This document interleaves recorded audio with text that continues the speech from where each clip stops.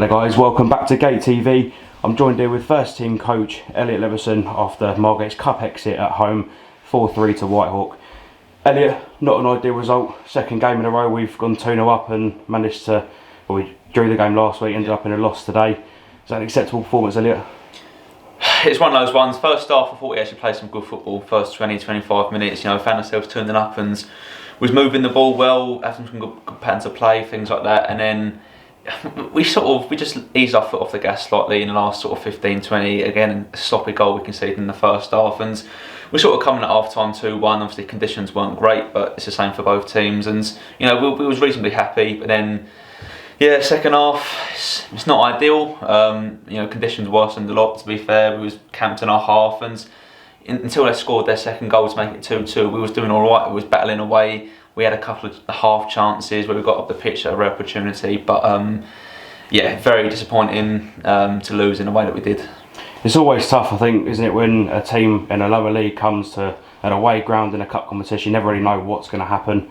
Was it a case of the setup might be wrong today, or was the setup fine? It was just on the pitch. No, I think the setup was fine. I think it's just silly mistakes again on the pitch. We said in the change room we've conceded 11 goals in the last 3 games since we've come in, and that's not acceptable. I think with some very naive defensive performances out there today from no individuals, just as a team. It's never going to be one person's fault, but again, as a team, as a 16, as a squad, we're just not quite there defensively. So there's definitely stuff to work on.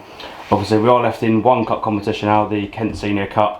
How tough is that on the boys to exit the cup at such a late stage? Yeah, it's gutting, especially the way it happened as well. The boys are very deflated in there. We wanted to go well, do well in this cup and win today and get through to the next rounds, the semi-finals. But it's up to us to pick ourselves up now. We've got to go again. Like I said, there's another cup to play for, and obviously the league as well. So it is disappointing. The boys are disappointed, but we've got to move on. Obviously, a new signing did make his debut today. Billy Knott. How impressed were you with him before he unfortunately come off injured? Yeah, he looked right when he come on, to be fair. He's not been playing loads recently, so it was always going to be interesting to see how he went. But he went in there, he got stuck in. He used his experience well. He hooked the ball when he needed to. It was just obviously gutted for him the way he's had to come off, and just the way the game's ended for him. It's just gutting. So hopefully it's not as bad as it first fears. But we'll just have to wait and see on that one. Yeah, you speak about the experience. How crucial is that? Obviously, Ben's got a lot of experience at the top level of football, and Billy obviously playing for 2 or 3 professional clubs. How important is that, especially now with some of the youth players coming in? Yeah, it's massive. Again, the squad at the minute is still very young. You've got Ben, who's older, Blackie, Addy and Notty. Apart from that, they're all sort of 25 and younger, so their experience is massive, it's vital.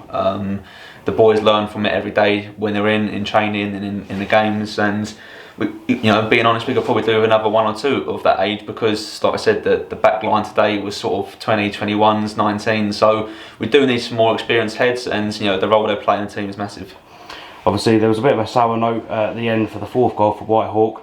Obviously you guys do get, I'd say, the best view on the side. What was your take on the final moments? Where do I start? Obviously, we've had our own corner. Pete's gone down. I personally didn't see it, but he's gone down holding his head, and whatever happened is from that point. We've got a player on the floor with a head injury, so it's up to the refs. For player safety, the lino can see it, the ref can see it. It's to stop the game. Obviously, that's not happened. Ball's come to Notty. His hamstrings then gone. It's one of those ones. I can understand why they've not played it out. Would we have done the same in that situation? Probably, because it's the last minute and you threw on goal. Obviously, it's very tough to take, but it all goes back to the Pete one for me. If he's down in the area holding his head, the game has to be stopped. But that's not an excuse. But we found ourselves in that situation. Sort of, we left up 1v1 at the back. You can't look for excuses. Obviously, moving on to Saturday, we do go away back in league action against Horsham. Always a tough place to go. How important is it now to bounce back and sort of get those 3 points in the league? Yeah, it's massive. We're all excited to get our first 3 points or first win, and it's all about training on Thursday. We're going to do our research, myself, Ben and Prez, and try and work out exactly the best way to play, the best setup, and we're going to work as hard as we possibly can to ensure that we do get the 3 points on Saturday. Perfect. Cheers, Elliot. Well done, mate. Thank you.